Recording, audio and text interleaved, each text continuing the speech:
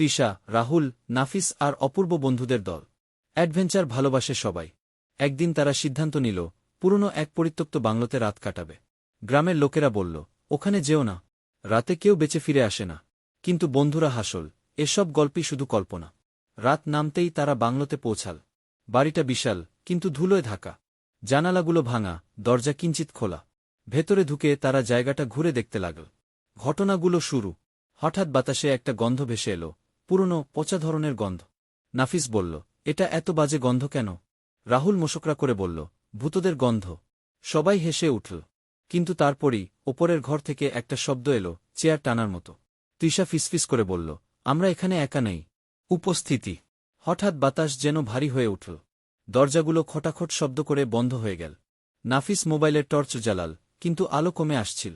অপূর্ব আয়নার সামনে দাঁড়াতেই চমকে উঠল। তার পাশে আরও একজন দাঁড়িয়ে আছে, কিন্তু বাকিরা কাউকে দেখল না। তারপরই এক কাঁপানো গলা শোনা গেল, তোমরা চলে যাও। ভয় পেয়ে বন্ধুরা দরজার দিকে দৌড় দিল। কিন্তু দরজা তালাবদ্ধ। বাইরে থেকে যেন কেউ আটকে রেখেছে। ঘরের ভেতর মৃদু হাসির শব্দ শোনা গেল।